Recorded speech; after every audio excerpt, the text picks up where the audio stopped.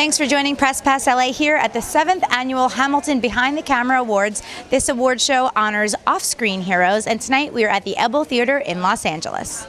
Hi Jessica, how are you? So we're with Jessica Liu from MTV's Awkward, and tonight you are presenting the trophies out there. I am. I'm really pumped. I'm excited. I hope I don't fall or drop anything. Anything would be a trophy. I'm sure you won't. All right, well, we're here with Faden, and you're getting the Lifetime Achievement Award for Cinematography for Nebraska. Tell us, how that feels. Obviously, you've had a lot of projects. What makes this one so special?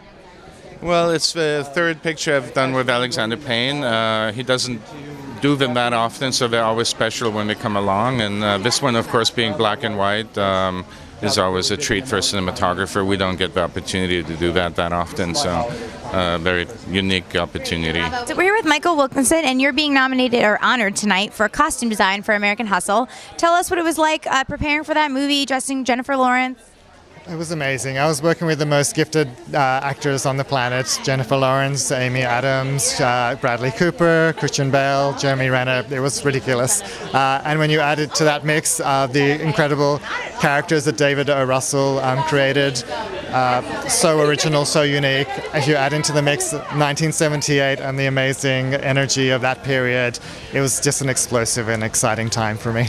We're with Leah Daniels, and you casted the Butler, obviously an amazing ensemble cast, and Oprah's real return to the big screen. Tell us how that came about.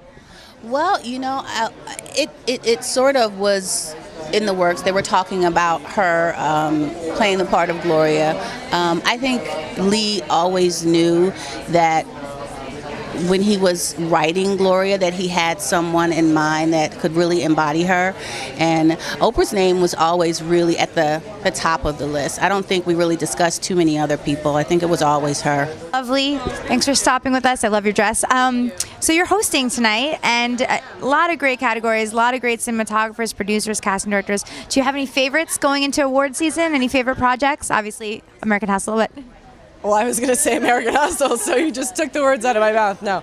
I haven't seen all of the films. Dallas Buyers Club really touches a chord for me. But I think it's an incredible year for film, and to be a part of this season is really a blessing, and I just feel really excited to see. It's very competitive, so many great films this year, so we're just sort of going to get behind the one we did and have a good time.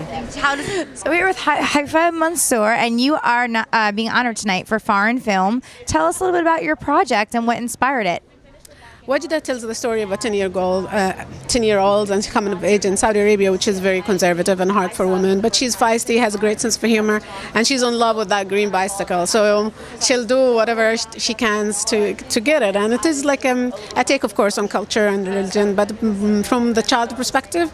And yeah, I try to make something not about victims as much as people who are championing their own destiny and trying to change their world. Yeah, it's a great award because it celebrates below-the-line people, and so much attention is often given to the actors, the director, and all that it's wonderful to celebrate the people that really are excellent craftsmen and doing great work. So people don't always realize what goes into producing, or the cinematography, or the casting. Tell us what you look for when you pick a project that you're going to produce and put your name behind.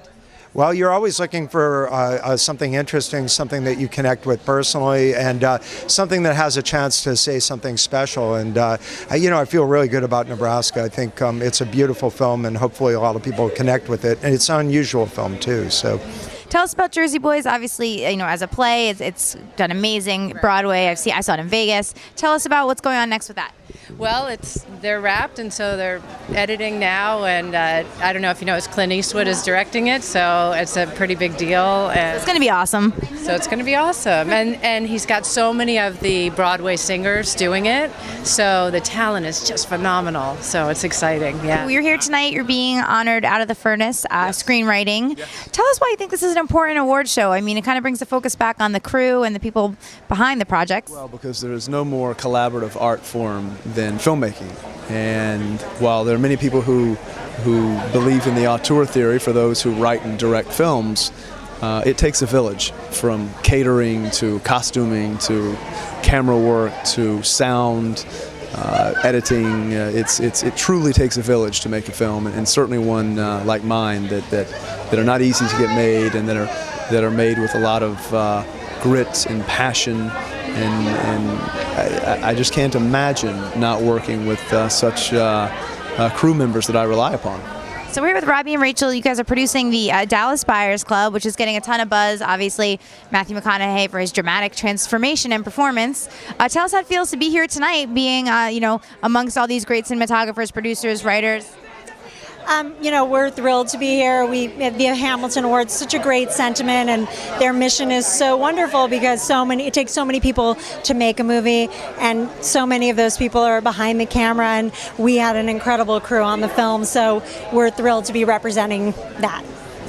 Casey, can you tell us about who you're presenting to tonight?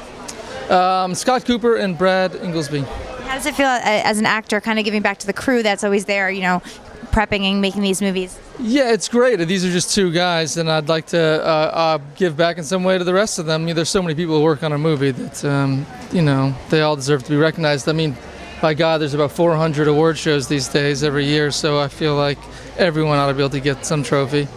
Hi, David. We were able to speak with you, after the Fighter and after Silver Linings Playbook, and now here you are again being honored with American Hustle. Tell us what makes this movie, special to you and stands apart from your other great successes that you've had recently. I feel like it's sort of the third part that started with The Fighter and went on to Silver Linings Playbook and then now came to American Hustle.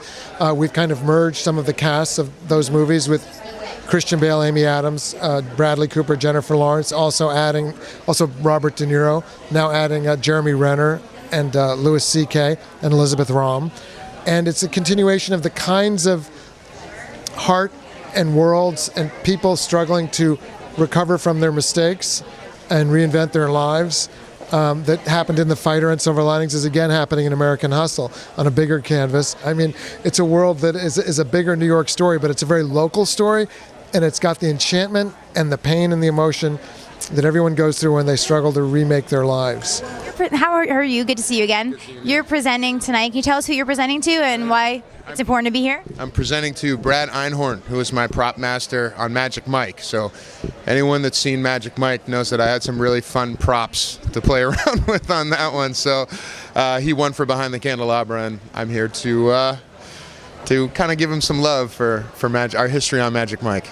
As a successful actor yourself, Magic Mike, True Blood, you know how much work goes into a production, and that's kind of why we're all here tonight. Tell us how you feel Hamilton does, making this award show kind of honoring them. Well, the crew guys are there before the actors show up, and they're there after we leave. So to be able to come out and pay respect to that is really important to me. Those guys work really, really hard, and we couldn't do what we do if we couldn't trust that they were doing what they were doing. So. Well, that's a wrap on the red carpet here tonight. Thanks for joining us at the Behind the Camera Awards. We talk with some of the biggest names from behind the scenes. We look forward to bringing you more great awards coverage all season.